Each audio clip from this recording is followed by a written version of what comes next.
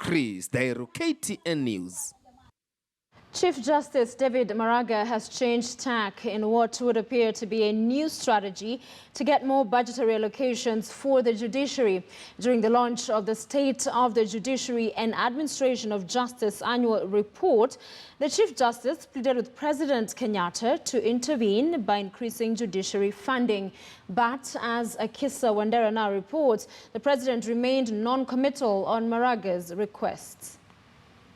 Are they interested and interfering with our affairs? You want me to tell you why? They want to control the judiciary. They want to control the judiciary. They want to make the judiciary a puppet. 4th November 2019, a visibly angry Chief Justice in a rare press briefing decrying judiciary budgetary cuts. In a no-holds-barred address, Maraga took on both the executive and legislative arms of government in what he termed as undermining the judiciary. Kumbe hii nchi kuna wenyewe. Some of us are serving at their pleasure. Let me tell you, my friends, the CJ is here exercising the mandate given to him by the Kenyan people. An address that further heightened the already existing tensions between the executive and the judiciary.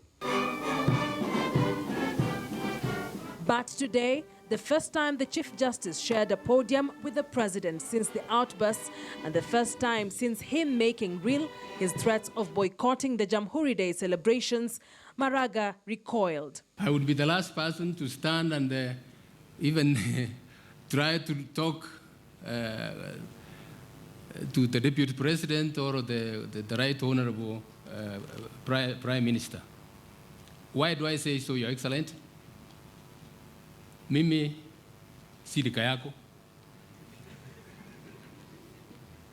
Mimi si rika yao wengine. You play from a different league. With the huffs, puffs and threats witnessed in previous months failing to bear fruit, this time Maraga changed tact as he appealed for more budgetary allocations in a bid to avert halting of key judiciary projects and operations. We are not asking for too much money. We are not asking for too much money. Let us be considered as an arm of government. The amount we are asking, for example, Your Excellency, we can't get even to a quarter of the Ministry of Health. And we understand, because we are the ones being treated in those hospitals. We can't get even to a quarter of what goes to the Ministry of Education. We understand, because it is our children who are in those schools. But the President would hear none of it. Pesa ni ile hiyo tu, hakuna ingine. Haizalishwi kwa miti. Ni kodi ya Mkenya. Na ni ile iko. Na hiyo tutagawanya zote. In veiled attacks, he went ahead to lecture the CJ on stalled court cases and court injunctions, such as the one on government's tax measures, which he said undermine government operations. What CJ is saying, yes, you need more money. But CJ, your courts are the same ones. When we propose certain tax measures, you are the first ones to say injunction. Hiyo isikuja. Sasa pesa hii itatoka wapi? At some point, the President seemed to edit his speech seemingly to reduce the tone of his responses to the Chief Justice. I'm happy to hear from the Chief Justice that this year may be a year when Kenyans will get answers to these issues. Kuna ingine kali hapo nimetoa.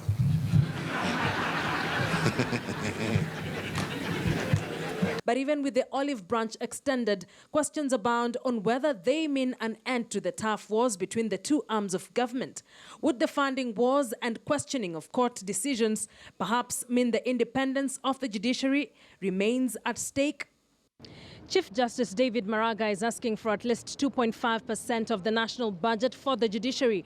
President Uhuru Kenyatta, however, remained non-committal on the issue.